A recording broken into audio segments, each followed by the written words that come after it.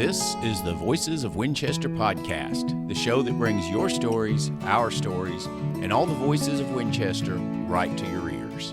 Stick around for some great conversation. But before we jump into today's episode, I'd like to thank our friends at the venue at Whiskey and Wiles for hosting the Win City Media podcast. Hey, if you haven't been to their space yet, it's a beautiful downtown Winchester studio and event venue available for private events, meetings, workshops, and live performances.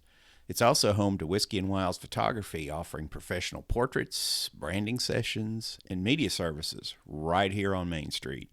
So if you're looking for a unique space for your next event or need photography that stands out, check them out at whiskeyandwiles.com or stop by and see the studio downtown. And now, on with the show. I'm your host, Pete Catoulis. Today's guest is Donna Carter. Donna is a familiar face around town.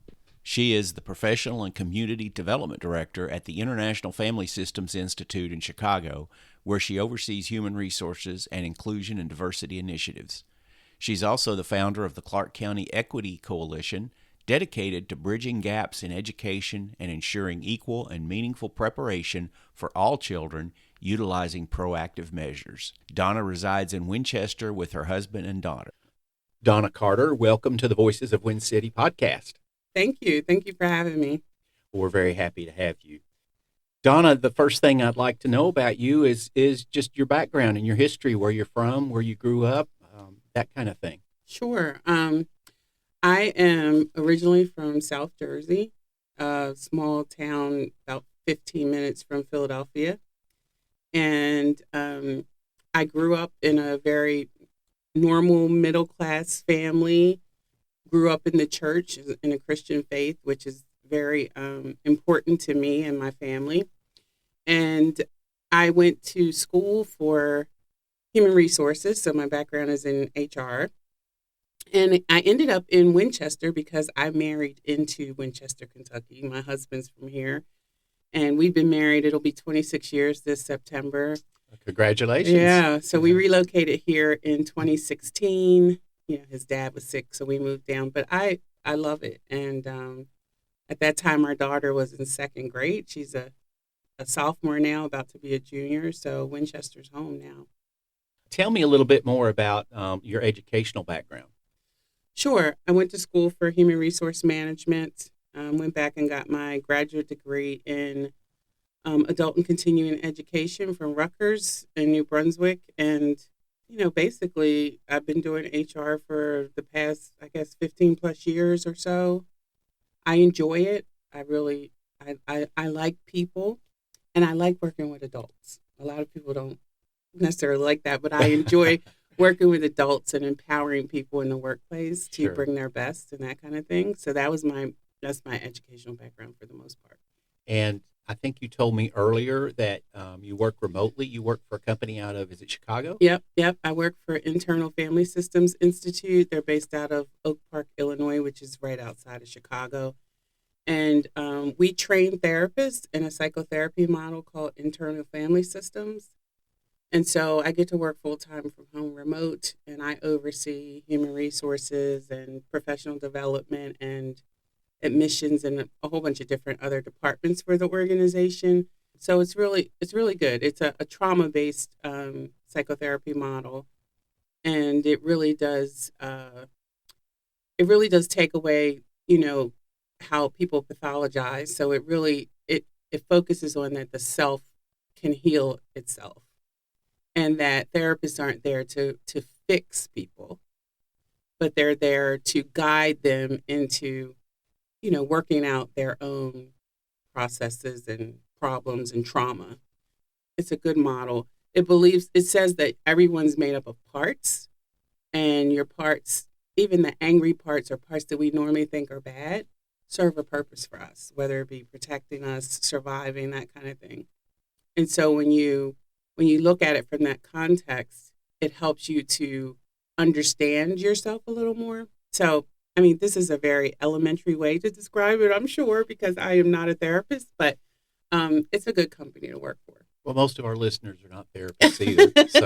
But I am a little bit curious about something, because and I'll just tell you something about myself. Mm-hmm. Um, I've always had a problem with anger.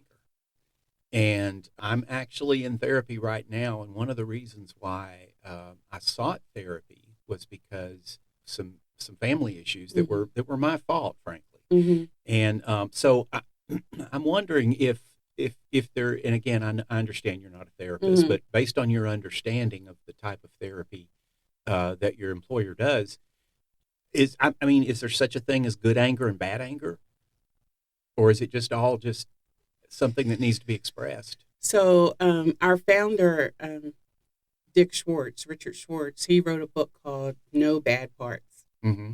So according to IFS, there are no bad parts. Okay. All parts are welcome. Okay. So even your anger is welcome. But what IFS does is it helps you to understand why the anger is coming up. And then you are supposed to like know that self is there. So it really says that self can heal itself.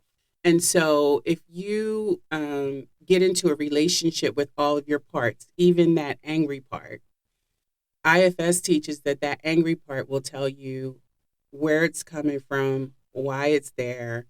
And it could be some traumatic incident from childhood. It could be something that's there. It could be protecting you. It could be what they call a firefighter that's there to help you when you get into bad, difficult situations. But IFS teaches you to build a relationship with that angry part, show compassion to that angry part, show some curiosity to that angry part so that then you can, instead of being upset with that angry part and trying to suppress it, you can then understand what job it's been doing, why it's been doing that job, and that compassion and curiosity will help you to then deal with that anger and kind of overcome it. And self then takes, you're basically saying to that angry part, this is grown Pete, I'm here, I know you're there, but I can handle this now, Okay. And so, That makes sense. does that make sense? It does. Okay. Yeah. Yeah. Okay. That's a great way to explain. You Yeah. sound like a therapist. Well, I've been working there for a while, and I did go through the level 1 and the level 2 training. Okay. Because I was supporting the trainer, so it just made sense to Sure. go through the training. But it also has really helped me from a personal perspective around my parenting. I parent differently now. The way I respond to my daughter, my husband, it really does impact you, IFS. So I like it. I think it's a great model. Now, I have in my notes here, and I guess I probably should reveal to our audience because it might be obvious at times. This is the second time we're recording this. We had a bit of a fail the first time. Yeah. So I have in my notes here that I really liked the part of the interview where you talked about a black woman, Mhm. obviously, and you talked about growing up as a black woman in predominantly white environments. Yeah. And would you like to maybe riff on that a little bit? So I grew up in South Jersey, and the school I went to was predominantly white. I think there were maybe 4 or 5 of us in our graduating class, and it was a pretty nice sized school. I was born in Baltimore, Maryland, and we moved to South Jersey when I was 9. So it was a shift, right? Because we lived right in Baltimore, not far from the Pimlico racetrack. So it was predominantly a black area, and we moved to South Jersey.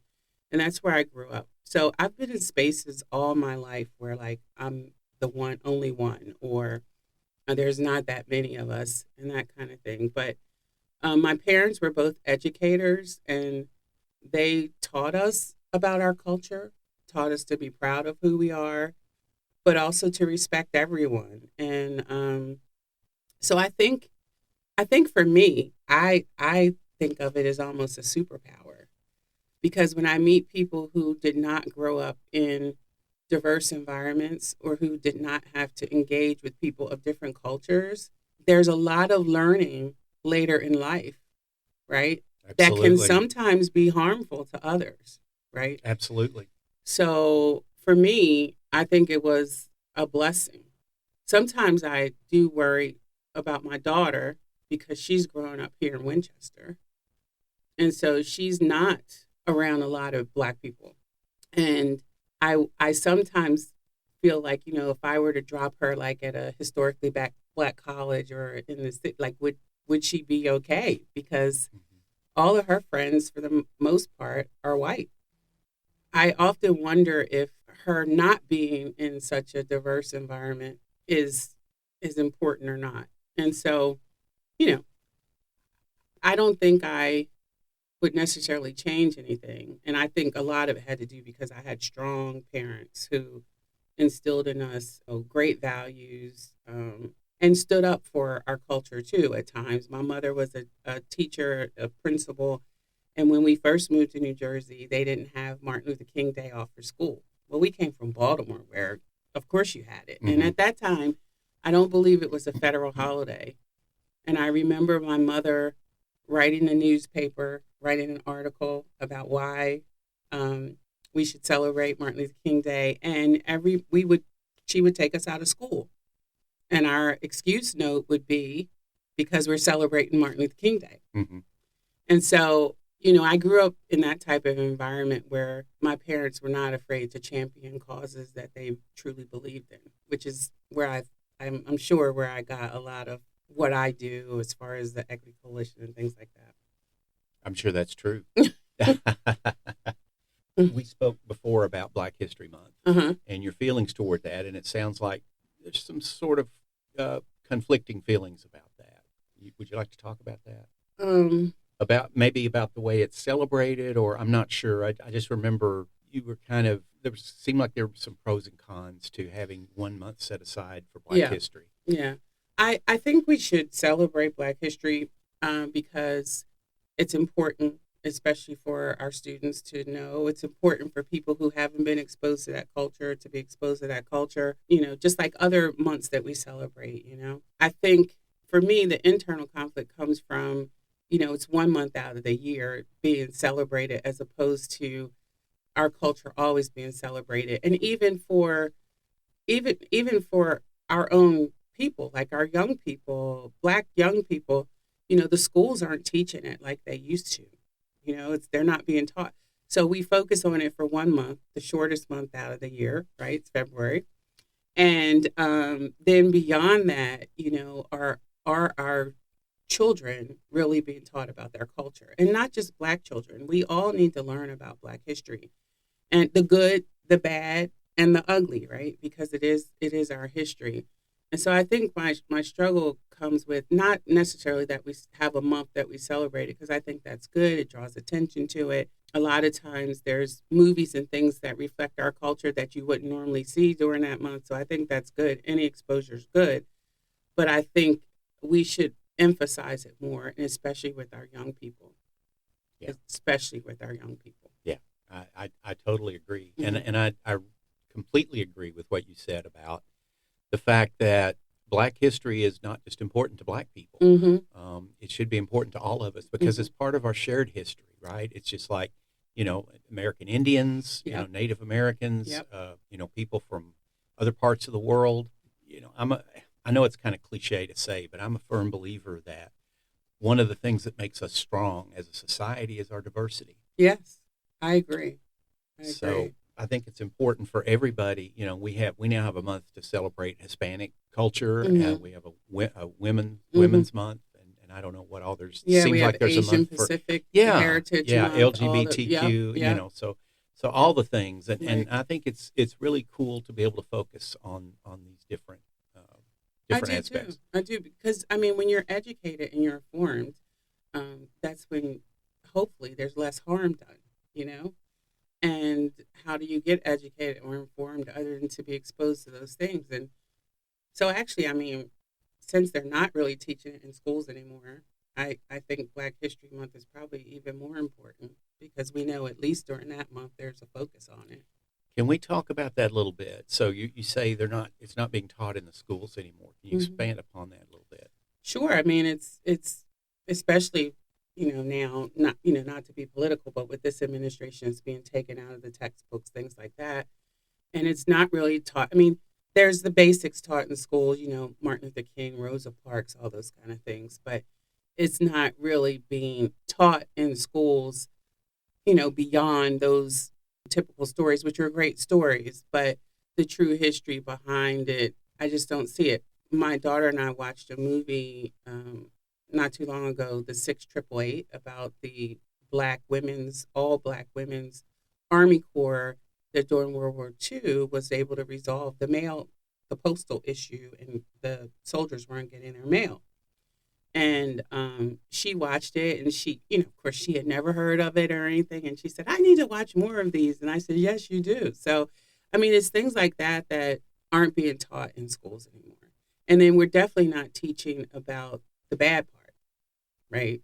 We're not teaching about, slavery and all the things that were done there. And not that we want to teach it to place blame, but when you don't know your history, you're in danger of repeating it.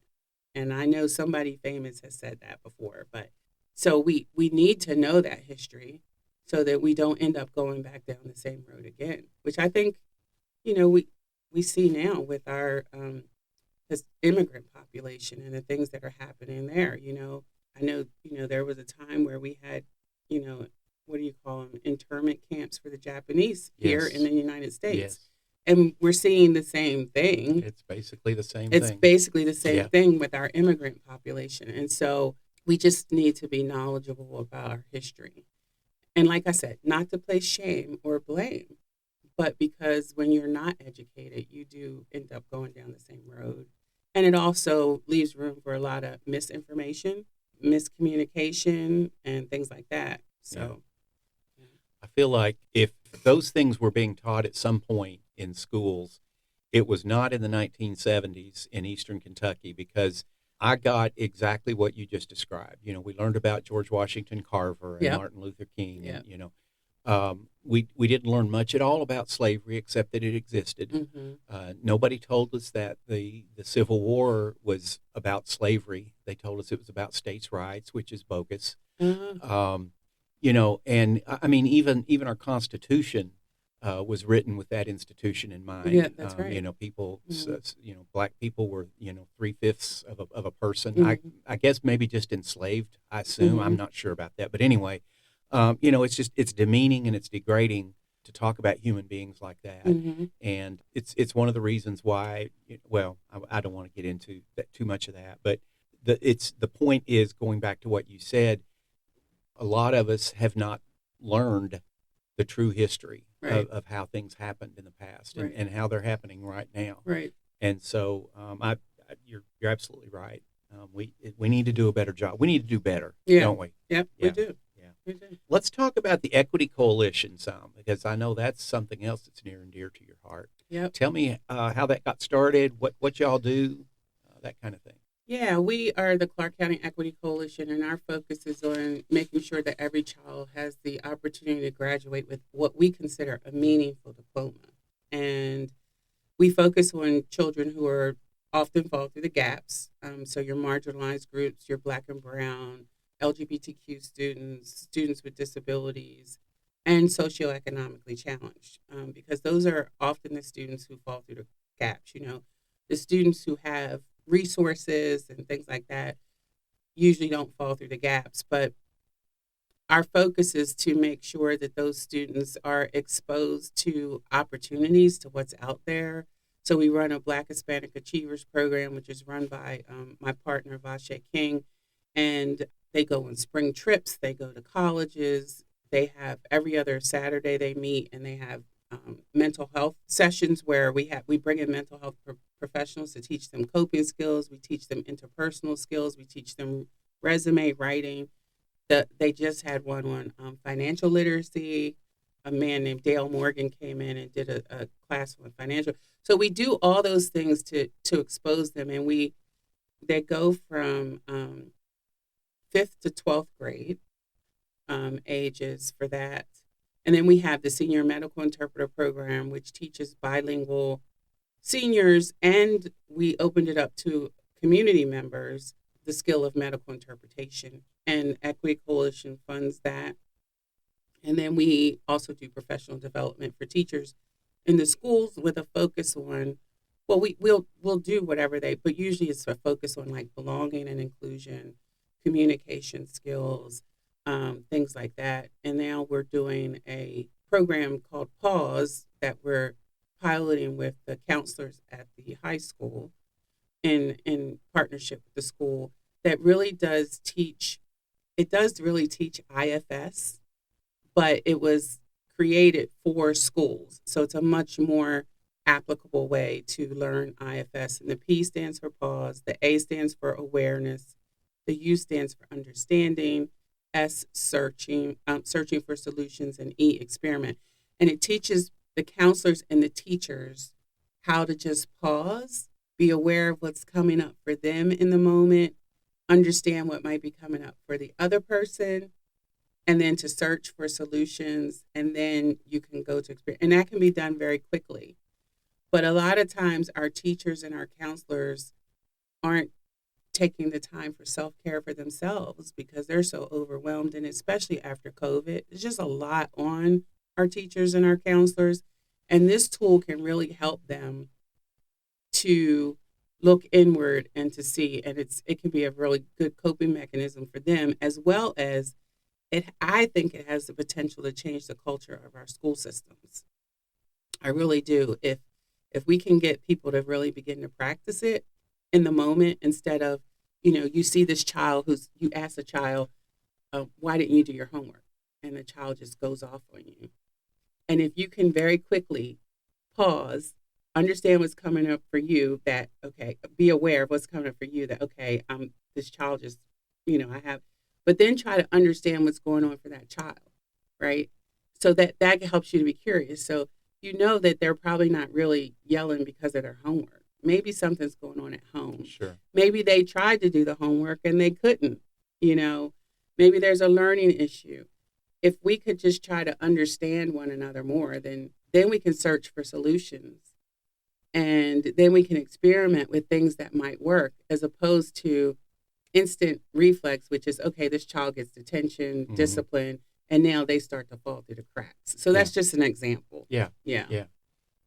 That's helped me understand it quite a bit. You mentioned last time something called Courageous Conversations. Yes. What's that about? Yes. We did a series where we did sessions with students, teachers and staff, parents, and the administration.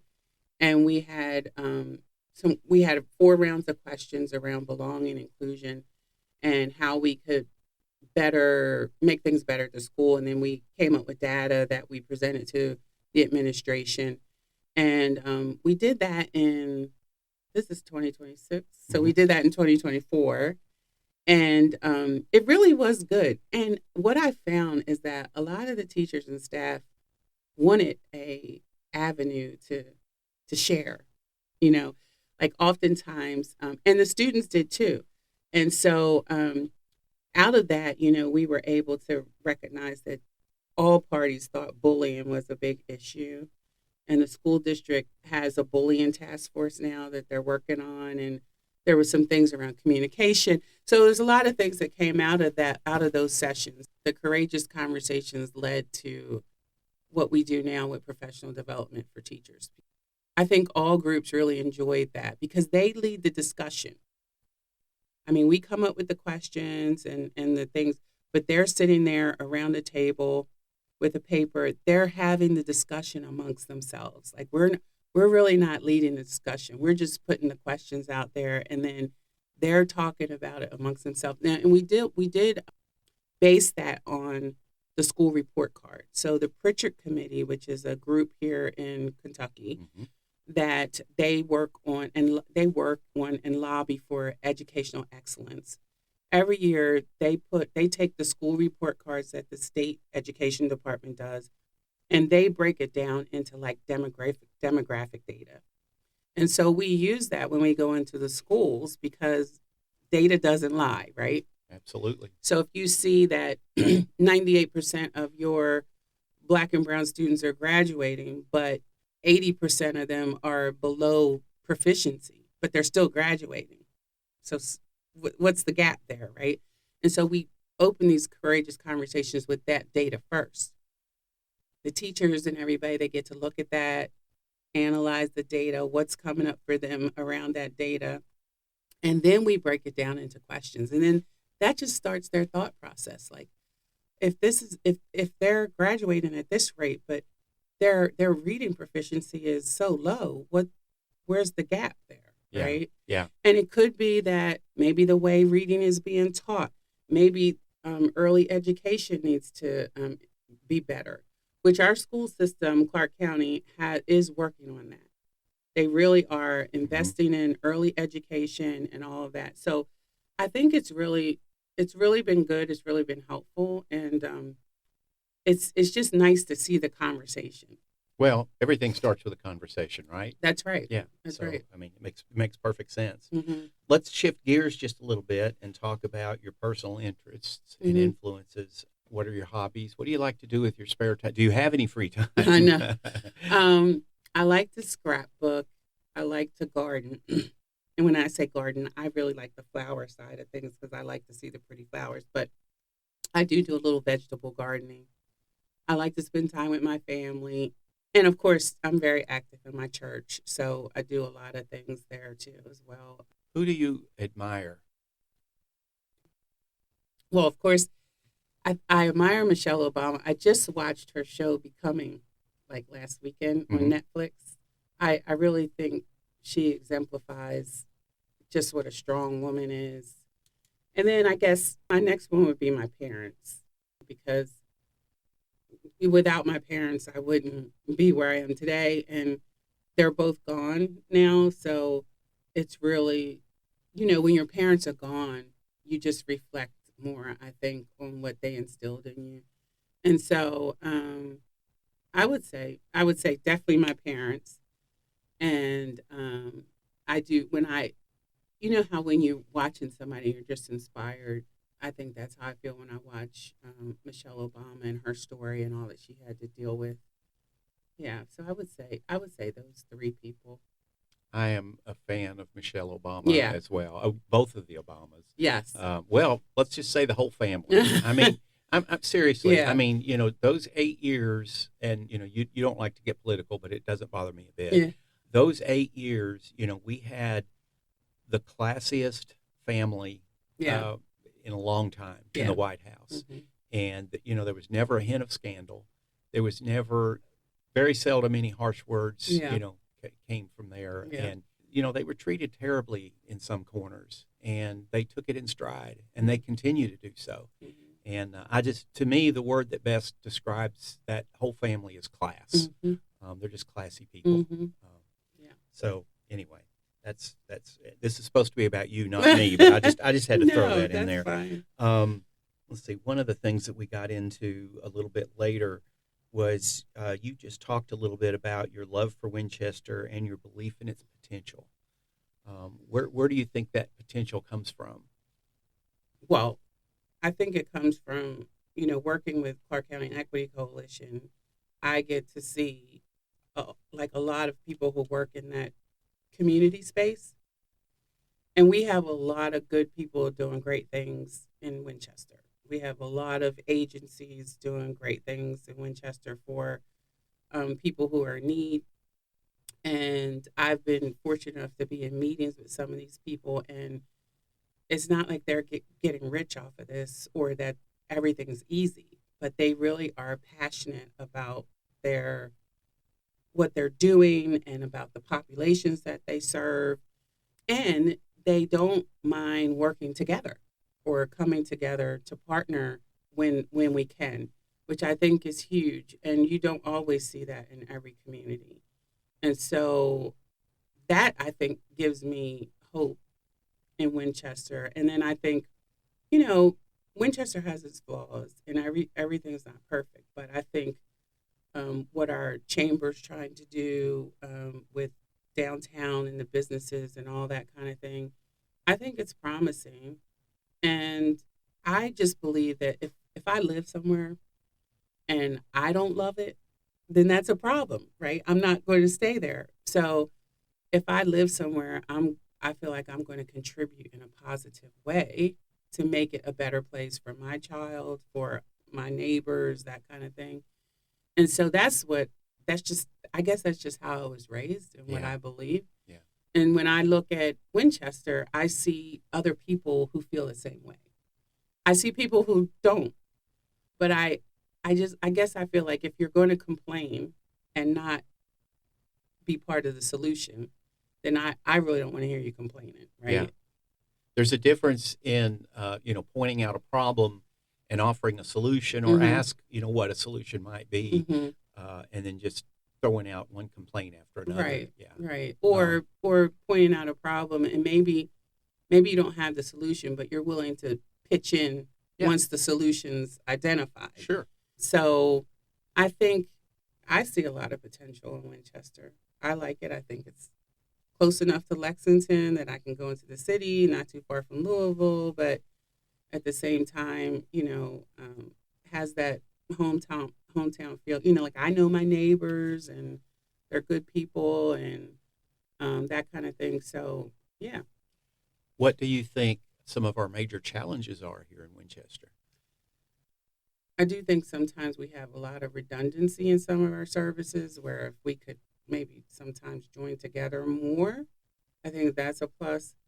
I also think there's a lot of historical baggage maybe that has never been addressed, that some people who've been here a long time, it wouldn't hurt to just maybe acknowledge that, this is who we were, but this is where we're going. I also would like to see more diversity in our government and leadership. We have one Black city commissioner, and we have women on commissioners, which is good. But our magistrates are all white men. They're all white men. And I feel like how can you really represent all your constituents when your constituent population is not really represented? So I think that's problematic. I also think there's still this air around Winchester where you don't want to open up or let people in. I think there's still a haves and a have-not type of mentality around who has money and who doesn't, and that classism. I have no solution for that, because I think that exists a lot of places, and I think that just comes down to individual people learning and differently, I guess. So I think those are some of our challenges. If you don't mind, let's dive just a little bit deeper into the issue of the lack of diversity in leadership, because that's something that I've written about. That's something that I've given some thought to. I wrote an article a few years ago that says, the city commission needs more diversity. Some people would say, I've heard people say, well, they're not running. They're not running for office. You have any thoughts on why that is? Is that true? Do you think it's the feeling that, why bother? I'm not going to get elected anyway, or what, just apathy? I mean, what do you think the issue is, or do you have a thought on that? I think it's true that they're not running per se, even though we do have a diverse pool for magistrates this year. And I, quite frankly, I've seen, we have more people running this year than I've ever seen in my life for both, which is great. It's good. I think it is part of the why run. They're not going to get it. I have heard things like, well, we have one Black on a commissioner, so we're not going to have two. They'll never have two, right? I have heard those comments, right? So I think there is some of that mentality about why run. I'm not going to, they're not going to elect me, that kind of thing. And I guess then you just really need to have the people who are interested in politics. I mean, not everybody wants to be a politician. True. So I don't. Yeah, I don't either. People have asked me. No. Yeah, I don't either. I have no desire. Yeah. So I think that's part of it too. I mean, obviously that's not something that you or I know the answer to completely, but I just think it's interesting. And the other, I guess the follow-up question, and I don't expect you to have an answer for this either, but we could kind of throw it around a little bit, I guess, is what could we do about that? How could we get more Black and brown, right now, I know the Hispanic community, that's a whole different thing right now. Those poor folks, most of them are afraid to even go outside, unless it's to go to work. And so, but there's got to be some way that those of us in the community that are concerned about that, some things we can do to maybe make those people feel more included and more inclined to seek leadership positions. I think we need to start with the young people, right? Yeah. And get them engaged in the process at a young age, because then then they may think it's possible for them to run and that kind of thing. I think, for people my age and stuff, it would be a big shift. But I do think we need to start with our college students, our high school students, and get them engaged in the process. And I do believe that that's happening. I know that GRC has a Republican club and a Democrat club, and the clubs are started by the students.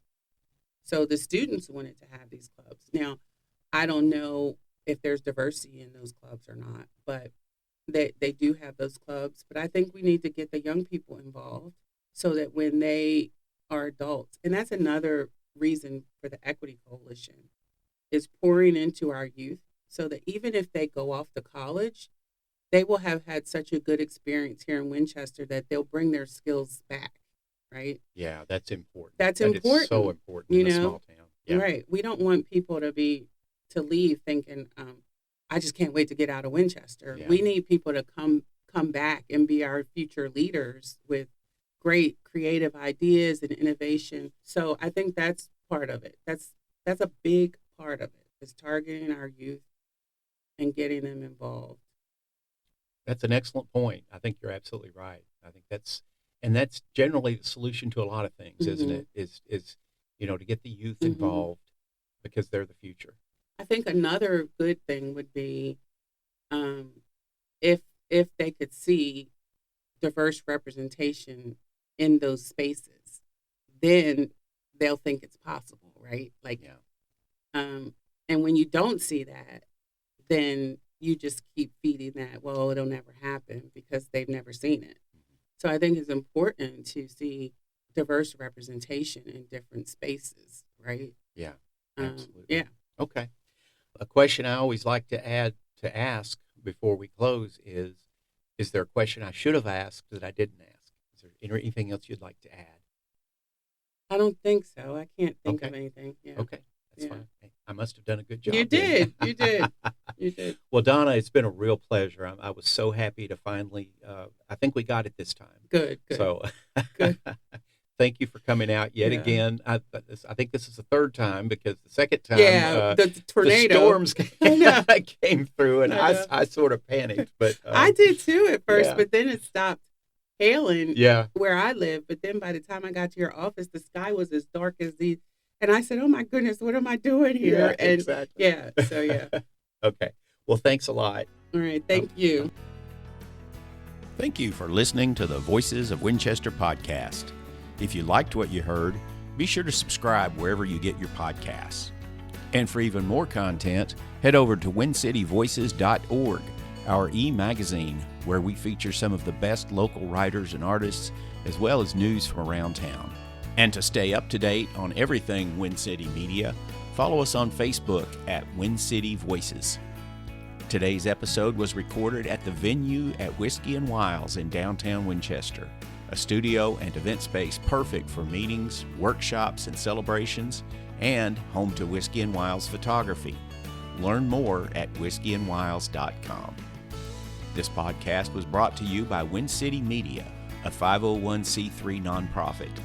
We're 100% supported by listeners and readers like you. Please visit wincitymedia.org to learn how to donate and keep our local independent journalism free for everyone. Until next time, this is Pete Catoulis signing off.